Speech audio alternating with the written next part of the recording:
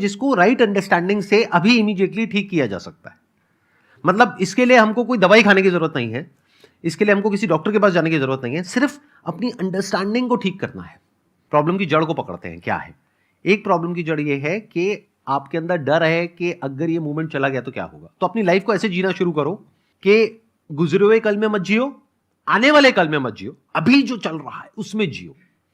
उसमें जो कुछ अच्छा है उसको देखने की कोशिश करो।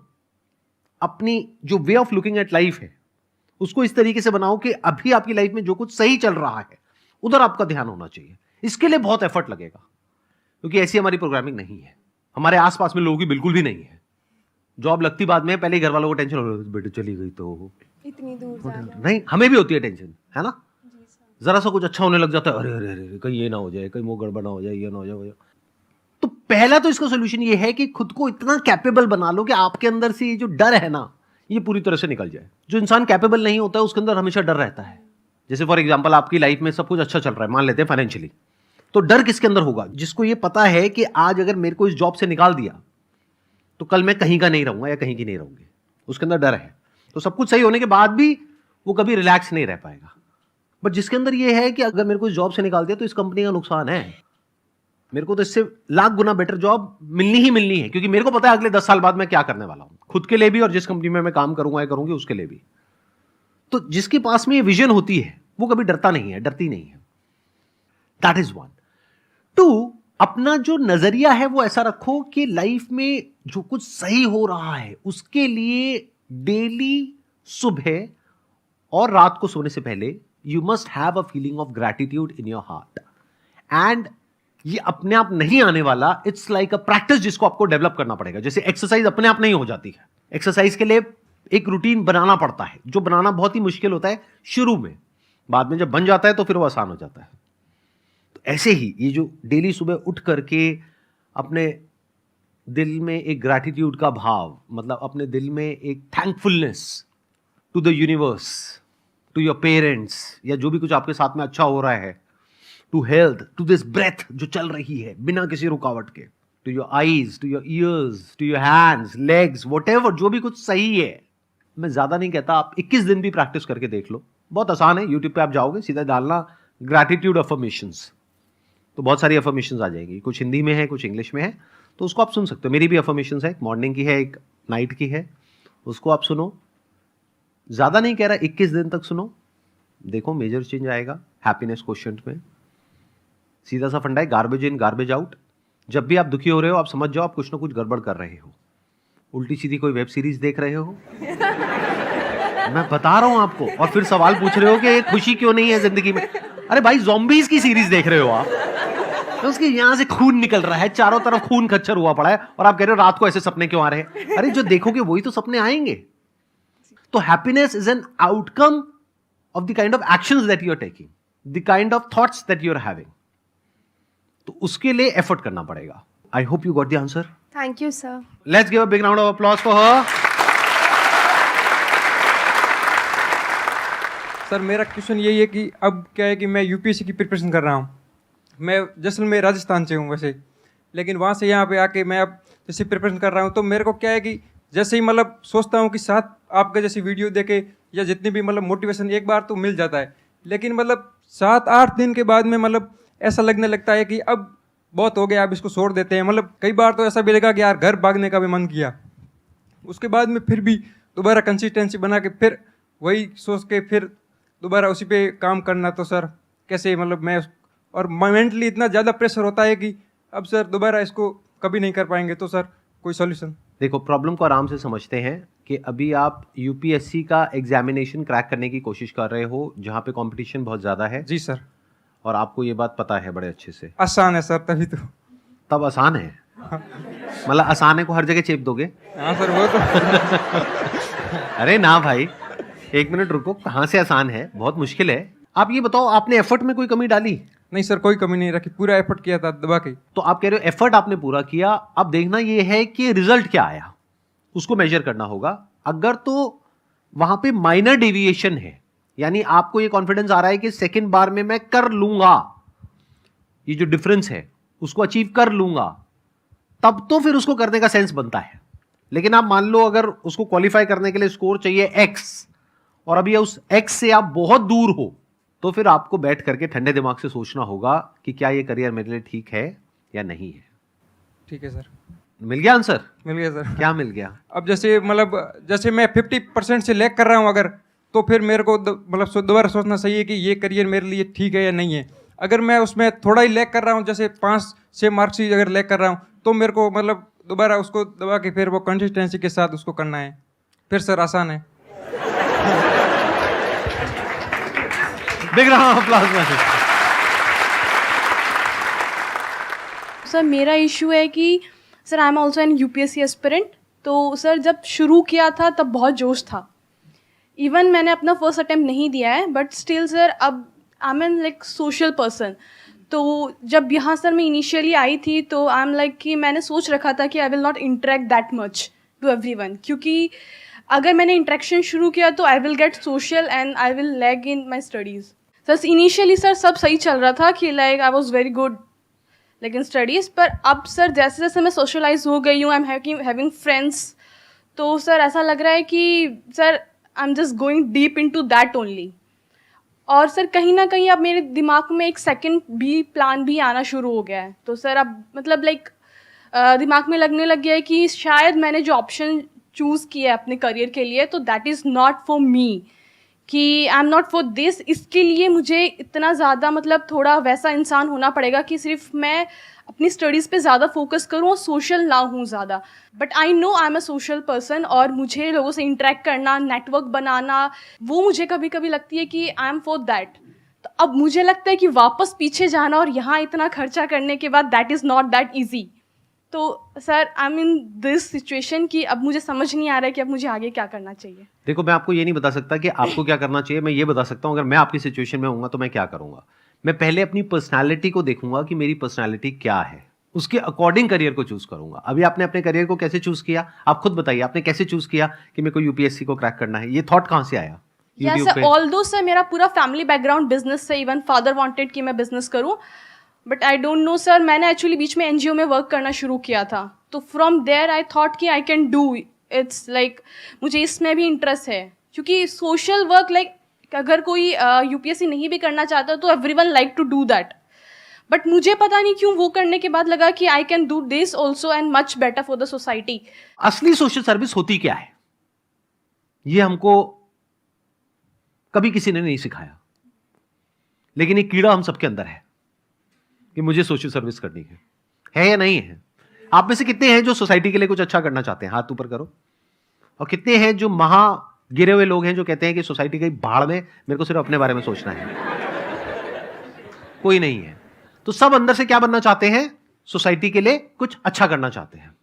ये कीड़ा हम सबके अंदर है, बाय डिफॉल्ट ऐसा ही हमको सिखाया भी गया है मॉरल साइंस की बुक्स में कि सबके लिए अच्छा करो, ये करो, वो करो। बट एक्चुअल में सोशल सर्विस होती क्या है, ये कभी हम पूछते ही नहीं है, समझते ही नहीं है।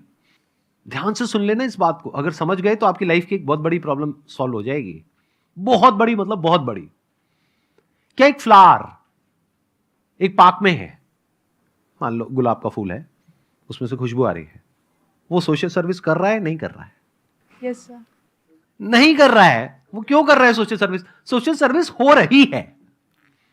दोनों में बड़ा फर्क है। उसके होने की वजह से वहां पर खुशबू है उतने दायरे में जहां पर वो है, बट क्या वो सोच करके सोशल सर्विस कर रहा है? क्या वो इसलिए खुशबू फैला रहा है कि लोगों को बड़ा अच्छा लगेगा, लोगों की लाइफ बढ़िया हो जाएगी, लोग रिलैक्स हो जाएंगे? उसको सबसे फर्क पड़ता है? तो गुलाब क्या कर रहा है? वो जो है, जैसा है वैसा है, उसके होने की वजह से औरों को बेनिफिट हो रहा है। इस बात को ध्यान से समझ लेना। वो किसी की जैसा बनने की कोशिश नहीं कर रहा है। ये नहीं कि उसके फ्लावर के पास से कोई निकला और वो वहां पर उसने पेड़ के ऊपर देखा कि एक कोयल बैठी है और वो कुछ बोल रही है, गा रही है, व्हाटएवर, और उसने देखा कि लोग उसकी तारीफ कर रहे हैं और उस फ्लावर ने कहा मेरे को कोयल बनना है। ऐसा तो नहीं है ना? तो फ्लावर क्या कर रहा है? बस वो जो कर वो कुछ भी नहीं कर रहा है। वो जैसा है सो है। कोयल क्या कर रही है? किसके जैसा बन रही है? जैसी है सो है, बट उसके होने की वजह से सोशल सर्विस हो रही है। ध्यान से सुन लेना, मेरी इस बात को समझ लेना। ये जो ठेकेदार होते हैं ना, सोसाइटी के, इनसे खतरनाक लोग कोई नहीं होते हैं। आप लोगों को ये बातें समझ नहीं आएंगी। मैं हर तरह के आदमी से मिला हूं, आदमी औरत वटेवर, तो मुझे पता है अंदर से कैसे होते हैं। तो कभी ठेका मत लो सोसाइटी का। Look at your life, look at your personality, what kind of a person are you. जैसे अभी आपने बोला कि मेरे को लोगों से बात करना अच्छा लगता है, लोगों से इंटरेक्ट करना अच्छा लगता है, तो अगर आपका करियर ऐसा ही हो जहां पर कि आप लोगों से बात कर सको, इंटरेक्ट कर सको, और उसके लिए जो तैयारी कर दी है उस करियर के लिए उसमें भी कुछ ऐसा ही हो, तो बढ़िया हो गई लाइफ। Yes sir. आपकी जो मेन प्रॉब्लम है वो ये है कि अब मैं क्या करूं, क्या मैं इसको छोड़ दूं? या छोड़ने के क्या रेपरकशंस है? दुनिया बोलेगी, बाहर में गई दुनिया, बोलने दो। क्योंकि अगर अभी नहीं छोड़ा और 4 साल बाद छोड़ा तो दुनिया और बोलेगी। सर अभी भी छोड़ना मुश्किल है। अभी छोड़ना अगर मुश्किल है, अभी तक कितने अटेम्प्ट दे चुके हो आप? सर ये मेरा फर्स्ट होगा, बट मैंने अपना साल पूरा निकालना दिया है। तो अभी 1 ही साल हुआ है ना। हाँ पर सर मेरी तैयारी ऑलमोस्ट लाइक मैंने कर नहीं तो अभी मत छोड़ो ना, दे करके छोड़ो ना। जब एग्जाम दे दोगे और रिजल्ट आएगा तो वो रिजल्ट आपके घर वालों के सामने होगा, तो जब वो देखेंगे वो खुद ही कहेंगे छोड़ दो। आप खुद क्यों छोड़ते हो? उन्हीं को बोलो ना कि बेटे रहने दे, तुझसे ना हो पाएगा, व्हाटएवर। फिर आपके लिए रास्ता खुलेगा एक दूसरा। देखो थोड़ा सा दिमाग लगाना सीखो लाइफ में ना, चाणक्य नीति को सीखो। साम दाम दंड भेद, मतलब हर तरह के नुस्खे हमको आने चाहिए, क्योंकि अभी आप बीच में छोड़ दोगे तो पूरी जिंदगी भर के लिए ठप्पा लग जाएगा। थोड़ा सा ही टाइम रह गया ना, खत्म कर लो, एग्जाम दे दो, मार्क्स आ जाएंगे, जो होगा वो सामने आ जाएगा। सर वही ऐसा लगता है ना फिर कि सेकंड ऑप्शन भी नहीं हुआ तो मतलब फिर जो हम सोच रहे हैं कि प्लान बी हमारा ये होगा, कल को वो भी नहीं हुआ तो। हाँ, एक मिनट, स्टेप बाय स्टेप आगे बढ़ो। देखो अब क्या हो रहा है, अभी आप क्या कर रहे हो, आप एक प्रॉब्लम को और कॉम्प्लिकेट कर रहे हो। करियर चूज कैसे किया? सर आसपास देख के। आसपास देख करके कुछ भी अच्छा लगा, बस अट्रैक्ट हो गए और उसकी तरफ वो कर दिया। और वो भी जब कुछ और देखते हो तो कुछ और माइंड में आने लग जाता है। हाँ यस सर। जैसे अभी किसी को देखा तो यूपीएससी का माइंड में आ गया, फिर शार्क टैंक देखा तो बिजनेस का माइंड में आ गया। ऐसा होता है नहीं होता है? तो वो माइंड जो है वो इधर उधर छलांगे मारता रहता है। क्यों? क्योंकि हमें क्लैरिटी नहीं है कि हम जो कर रहे हैं वो कर क्यों रहे हैं। किसी को देख करके कर रहे हैं, वो जो मैंने अभी थोड़ी देर पहले एग्जांपल दिया था फ्लावर वाला और वो जो कोयल वाला जो एग्जांपल था, कि हम किसी को देख करके कुछ बनने की कोशिश कर रहे हैं। क्या कभी भी फ्लावर कोयल बन पाएगा? अगर वो बनने निकल गया तो नो सर। मे भी शायद बन जाए लेकिन उसके लिए पता नहीं कितना एफर्ट करना पड़ेगा। तो वो हो गया एक मुश्किल रास्ता। आसान रास्ता क्या है कि फ्लावर बनने के लिए जो करना चाहिए वो सब उसके अंदर है, तो वो बड़े आराम से बन सकता है, एफर्टलेसली बन सकता है। तो आपका जो बेसिक नेचर है उसको पहले एनालाइज करो, समझो।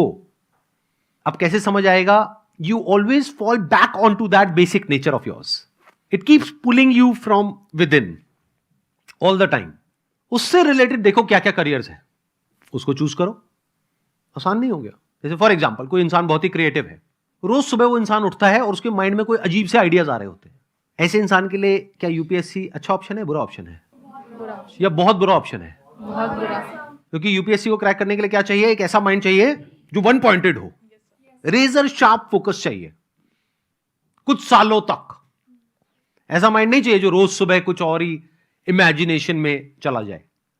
तो अगर किसी का ऐसा माइंड है, मान लेते हैं, हर एक का अलग अलग माइंड होता है, बॉडी माइंड का स्ट्रक्चर होता है। मान लेते हैं किसी का ऐसा माइंड है जो बहुत ही क्रिएटिव है और वो काम ऐसा कर रहा है जो बिल्कुल ही नॉन क्रिएटिव है, जहां पे क्रिएशन का, आर्ट का, डिजाइन का कोई नामो निशान नहीं है। तो क्या वो कभी भी सक्सेसफुल हो पाएगा? और सोचो अगर वो क्रिएटिविटी से रिलेटेड, आर्ट से रिलेटेड, डिजाइन से रिलेटेड, कितनी सारी चीजें हैं, उससे रिलेटेड कुछ करे तो कितना आगे जा सकता है, जा सकती है। बस प्रॉब्लम क्या है, यहां पे हम लोगों का दिमाग बंद है, हमारा और हमारे घर वालों का। हमें क्या लगता है यही बस 2-4 करियर ऑप्शन है, इसके बाहर तो सब मरे पड़े हैं, सब भूखे मर रहे हैं और कहीं बाहर कुछ है ही नहीं। ये बहुत ही बेवकूफों वाली अप्रोच है। This is the height of foolishness. ये एक बंद दिमाग की निशानी है और उसको लगता है कि दुनिया वैसी ही है जैसी कि मुझे लगती है, एक कुएं के मेंढक की तरह। बट जिस इंसान ने पूरी दुनिया को देखा है, एक्चुअल में उसको करियर काउंसलिंग करनी चाहिए, ना कि उसके मां बाप को। मैं इसको और थोड़ा सिंपल करता हूं, अपने स्टैंड पॉइंट से कुछ बताता हूं आपको, एक्सपीरियंस शेयर करता हूं। एक पॉइंट पे मेरी भी एक तरीके से करियर काउंसलिंग हुई। उसको आप करियर काउंसलिंग भी बोल सकते हो, उसको कंसल्टेंसी भी बोल सकते हो, उसको गाइडेंस भी बोल सकते हो। अब वो गाइडेंस मुझे किसने दी? जब मैं अपना बिजनेस शुरू कर रहा था, मैं कुछ बहुत ही गलत डिसीजंस लेने वाला था उस बिजनेस में। मैं सोच रहा था इसको 1 साल बाद करेंगे, 2 साल बाद करेंगे, तब कोई आए और उन्होंने आकर के मुझे बोला कि नहीं नहीं, you should ideally launch it now. जितना आप डिले करोगे आपको मार्केट का रिस्पांस गेज करने में उतना ही टाइम लगेगा, उतना ही आप इन्वेस्ट कर चुके होगे, उतना ही टाइम वेस्ट कर दोगे, पैसा वेस्ट कर दोगे, फिर एंड में फेलियर उतना ही बड़ा हो जाएगा, then you will not be able to pivot. तो ये उन्होंने मुझे आइडिया दिया, थॉट दिया। किन्होंने? मेरे एक रिलेटिव हैं जो कि यूएस से हैं, उनका जो एक्सपोजर है बिजनेसेस को लेकर के, लाइफ को लेकर के, वो बहुत बड़ा है। तो वही अगर मैंने सजेशन लिया होता किसी अपने ऐसे रिलेटिव से जो मानो जिनका लाइफ को लेकर के एक्सपोजर बहुत ही नैरो है, तो पहले तो उनको समझ ही नहीं आता। उनको समझाने में मुझे 4 महीने लग जाते कि इमेजेस बाजार नाम की चीज क्या होती है, स्टॉक फोटोग्राफी क्या होती है। अरे फोटो तो गूगल में फ्री में मिल जाती है, कोई पैसे क्यों देगा उसके? ये कैसा बिजनेस है? बिजनेस तो हमें समझ आता है, यहां से माल खरीदा वहां बेचा। तो जो ट्रेडिशनल बिजनेसमैन है वो ऐसी बातें करता। अगर किसी ऐसे इंसान के पास में चला जाता जिसने जॉब करी है, वो कहता अरे बिजनेस में तो बड़ा रिस्क है। तो ऐसा इंसान चाहिए जिसने लाइफ को पूरी तरह से देखा हो। There is absolutely no limit to what you can do if you align your career as per your personality. अपनी पर्सनैलिटी के अकॉर्डिंग अगर आप कुछ करते हो तो वो काम एफर्टलेस हो गया, उसको सीखना भी एफर्टलेस हो गया, बाद में उसको करना भी एफर्टलेस हो गया। अगर आपकी पर्सनैलिटी से वो काम अलाइन नहीं है तो पहले तो उसको क्रैक करना ही नेक्स्ट टू इम्पॉसिबल है, क्योंकि बार बार आपकी पर्सनैलिटी आपको एक तरफ खींचेगी और वो काम दूसरी तरफ खींचेगा, उस काम के लिए जो करना पड़ेगा। फिर उसके बाद अगर आपका हो भी गया और उस काम में भी अगर आपकी पर्सनैलिटी से अलाइनमेंट नहीं है तो आप पूरी जिंदगी के लिए फंस गए। आपको कुछ पर्सपेक्टिव मिला? Yes, कुछ sir. थॉट प्रोसेस चेंज हुआ? सर मुझे लगता है कि मुझे अपनी पर्सनैलिटी के अकॉर्डिंग मतलब अपना फ्यूचर डिसाइड करना चाहिए, और अभी जिस सिचुएशन में हूँ तो I should give this next attempt with all my efforts. फिर भी नहीं होता है तो I will go with my personality. और उससे रिलेटेड क्या क्या ऑप्शंस अवेलेबल हैं? सर एक आपकी तरह।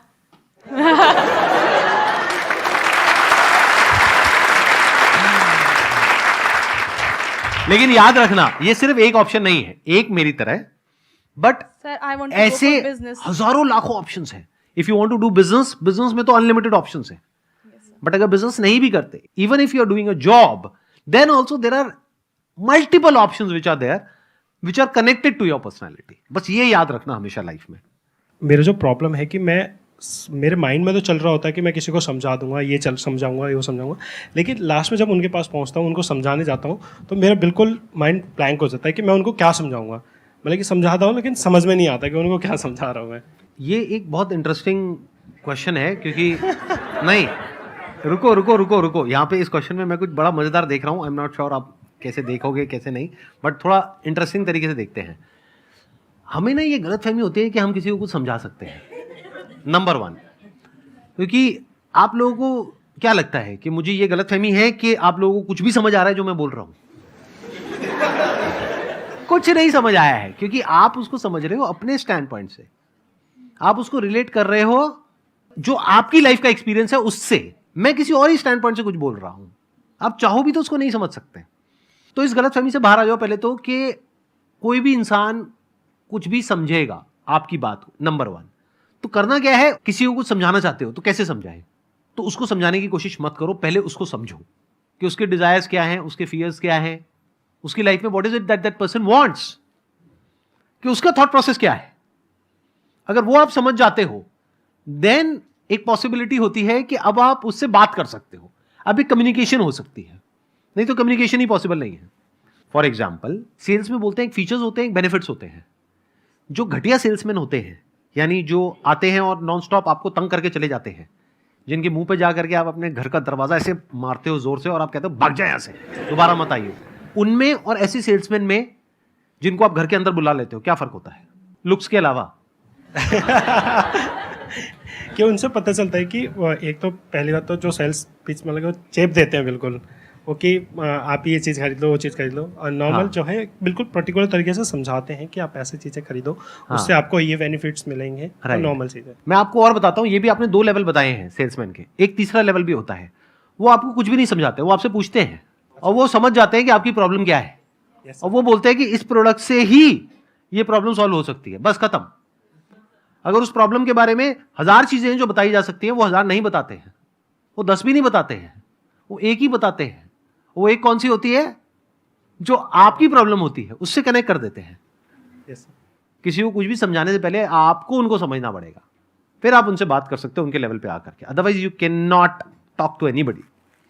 और सब कुछ तो कभी भी किसी को नहीं समझाना है, कुछ पत्ते बचा करके रखने हैं, सारे पत्ते नहीं खोल देने हैं, चाहे आपके पेरेंट्स ही हों। सही टाइम आने पे सही बात बोली जाती है, अगर सब कुछ ही जाकर के आप बोलने लग जाओगे तो गड़बड़ हो जाएगी। फॉर एग्जाम्पल, आप अपने लिए कोई करियर चूज करना चाहते हो और आपके घर वाले अगेंस्ट हैं, अब आप कह रहे हो उनको जाकर के मुझे समझाना है, कैसे समझाओगे? ध्यान से समझो पहले उनके माइंड में क्या चल रहा है। उनके माइंड में ग्रोथ नहीं चल रही है, आपके माइंड में ग्रोथ चल रही है। आपके माइंड में चल रहा है कि इस बिजनेस से इतने साल में 10 गुना पैसा कमाया जा सकता है। उनके दिमाग में ये सब नहीं चल रहा है, उनके दिमाग में चल रहा है कि ये जो पैसा हम लगाएंगे उस पैसे का क्या है भाई, वो डूब गया तो क्या होगा, नंबर 1। नंबर 2, आपकी लाइफ की सिक्योरिटी क्या है। उनके माइंड में कुछ और ही चल रहा है, आपके माइंड में कुछ और ही चल रहा है, और दोनों एक दूसरे को समझाने की कोशिश कर रहे हैं और फिर कह रहे हैं जनरेशन गैप है। दोनों बुद्धू बता रहा हूं, मतलब क्योंकि समझ ही नहीं पा रहे ना कि सामने वाले को चाहिए क्या है। क्योंकि या तो वो आपसे आपकी भाषा में बात करें या आप उनसे उनकी भाषा में बात करो। दोनों अपनी अपनी भाषा में बात कर रहे हैं, बिल्कुल ऐसा हो गया, एक अंग्रेजी बोल रहा है, एक जर्मन बोल रहा है, उसको उसकी नहीं समझ आ रही, उसको उसकी नहीं समझ आ रही, और धर धर धर धर धर धर धर धर दोनों बोलते चले जा रहे हैं। और वो कह रहा है कि उसको समझ क्यों नहीं आ रहा। अरे भाई उसको आती ही नहीं अंग्रेजी, और इधर से वो बोल रहा है उसको जर्मन समझ क्यों नहीं आ रही, मैं इतनी कोशिश तो कर रहा हूं। तो आपको फिगर आउट ये करना है कि जो आप करियर चूज करने वाले हो उसमें वो कैसे अचीव होगा जो वो चाहते हैं। बस उतनी ही बात उनसे करनी है, अपनी बातें नहीं करनी है उनसे। आई बात समझ में? नहीं आई? आगे सर। कैसे समझाए हम? समझ समझ के जो ना समझे, समझ समझ के भी ना समझे, ऐसा कुछ होता था ना? क्या होता है? एक मिनट देना, इनको माइक देना, माइक देना। हाँ, समझ समझ के समझ को समझो, समझ समझना भी एक समझ है। समझ समझ के जो ना समझे मेरी समझ में वो ना समझ है। क्या बात है, let's give a big round of applause.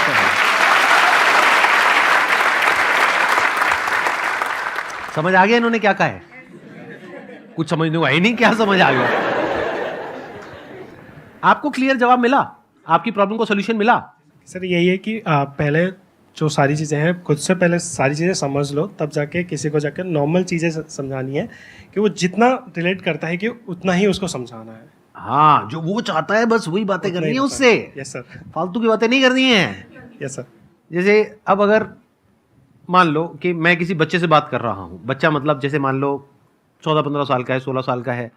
अब उस टाइम पे मैं उससे बातें करने लग जाऊँ बिजनेस की, एंटरप्रेन्योरशिप की, इसकी उसकी, तो मुझे पता है उसको कुछ समझ ही नहीं आना है। उसके दिमाग में तो हार्मोनल लोचा चल रहा है, ब्रेन में अलग ही केमिकल से निकल रहे हैं। वो बेचारा सामने बैठ करके हूँ भी करता रहेगा, लेकिन अंदर कुछ और ही चल रहा है। जैसे फॉर एग्जांपल यहाँ पर ऑडियंस मान लो 20-25 साल की नहीं है, 14-15 साल की है, तो मुझे पता है वो बच्चे को अगर मैं इधर उधर की बातें करूंगा कुछ समझ ही नहीं आएगा। उसको तो ध्यान अपनी साथ वाली की तरफ है, तो उससे वैसी ही कोई बात करनी पड़ेगी, तब उसकी अटेंशन ग्रैब हो पाएगी, तब हमारे बीच में कम्युनिकेशन हो पाएगी, नहीं तो हो ही नहीं सकती। Good morning sir.